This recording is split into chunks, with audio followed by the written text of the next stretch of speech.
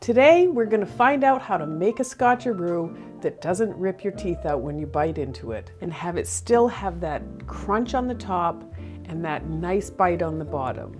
So the first thing we're going to do is we're going to grease the pan. So this is a regular baggie. I just scooped some butter out of my butter dish, and I don't like getting my fingers all messy, so I'm just going to rub this on the pan and it will just add to the flavor of the Scotcharoos. And we're going to start today by using 4 tablespoons of butter, or 57 grams. It's a half a stick. Put it in your pan. We have a cup of sugar, or 200 grams. Put that in there. And then we've got some Karo syrup, which a cup of light corn syrup, or 237 milliliters. We're gonna put that in there with it. Turn the heat on about medium to start. You want to bring this to a simmer on the edges and just make sure that it's gone from this grainy look to something a little smoother.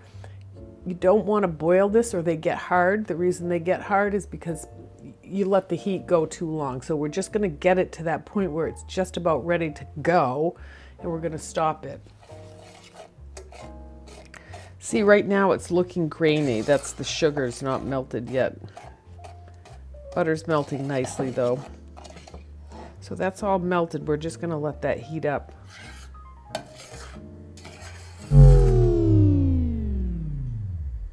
Oops. We've lost power. We're gonna keep going. You have a gas stove. You have a generator. It's supposed to kick on at any moment.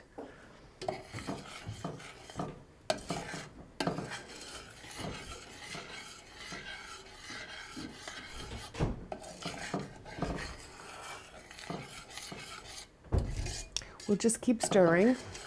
I think I'll go get my phone to get a light on this. Okay, it's starting to bubble around the edges a little bit. Just pull that in so that if you can see right here, there's bubbling going on. Just want to make sure to get that in the middle, so that the temperature all around stays the same.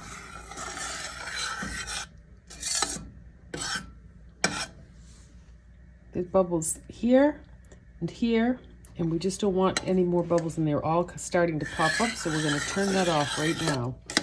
And that is perfect. And so now we're going to add the peanut butter, which we have a cup of creamy peanut butter, 264 grams. Well, this is interesting.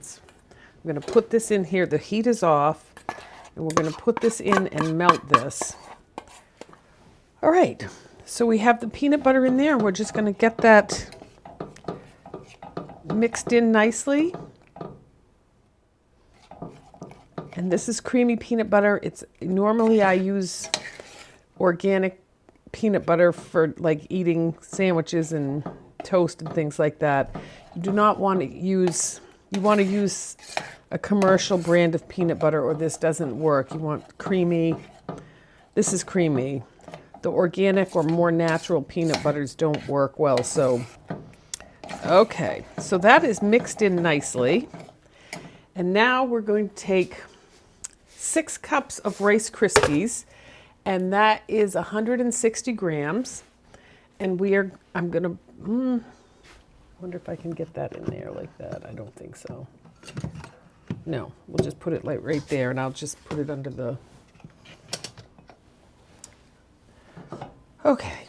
We're gonna dump this in the peanut and the Rice Krispies. I need my towel right there.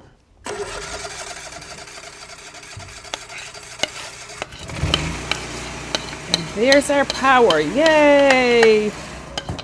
It came back on with the generator. Okay, and you can tell that's kind of getting, oh, that looks so great. Oh, that smells so good. Just make sure all of those Rice Krispies are completely coated and this is mixed in evenly. All right, then we're gonna take our pan that we buttered earlier and get this into the pan. And now we're gonna push these around. Like I said, oh, it smells so good. 9 by 13 inch pan. You wanna get this as flat as you can because the chocolate will adhere to this. This is gonna harden up and you won't be able to get rid of the lumps. So I am gonna show you a trick. Okay, so I'm gonna take a piece of parchment paper and this roller and just roll this along. And that helps flatten that so that there's no nooks and crannies. The nooks and crannies are fine if you don't have this. You can also take a cup and press down if you have a wide bottomed cup. It just makes them a little extra flat. Not flat, just the top is flat. Gently pressing down and see that all the hills and valleys have disappeared. So we've got that. So the next thing we're gonna do is we're gonna melt the chocolate. We have a cup of semi-sweet chocolate chips. You can use any type of chocolate you want. As far as the chips, you can use dark chocolate, any kind. I chose the semi-sweet, and we've got a cup of butterscotch chips. With both of these weigh 170 grams each. And then another little trick you can use to get this to spread easier, and I don't usually do this, but it does help, is a teaspoon of neutral oil, like corn oil. But I'm just gonna put a little bit of in there. And I'm gonna, so this can be done in the microwave. I have always melted chocolate in a pan, but I know that people put it in for 10 seconds at a time, stir it, and then put it in again. So you can do it, either method you want to use is fine. But I've just always done chocolate this way. And I've got the heat on just low.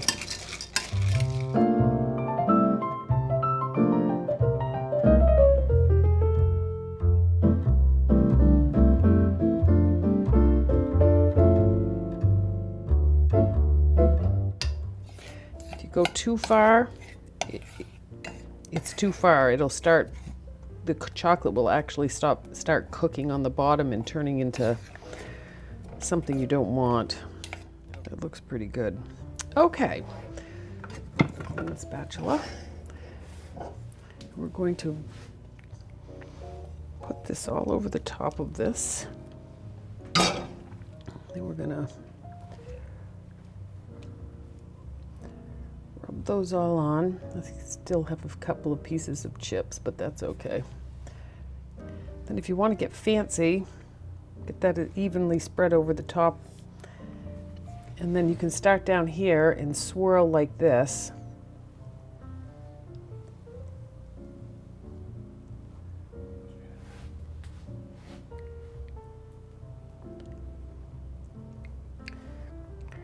Then take a knife, we're gonna go like this.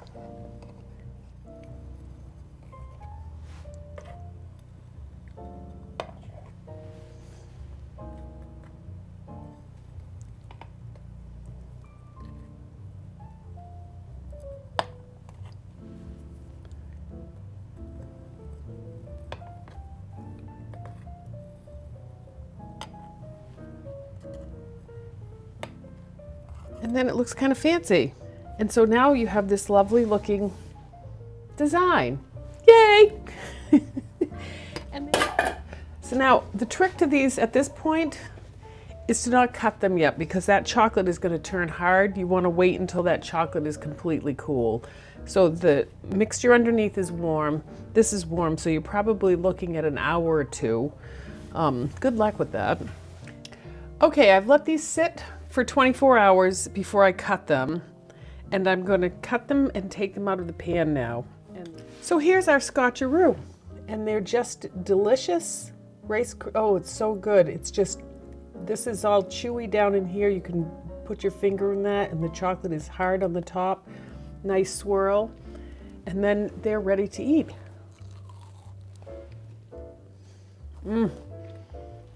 They don't pull your teeth out. The trick is in not boiling these, just bringing them right to that boiling point. They're delicious. Thank you.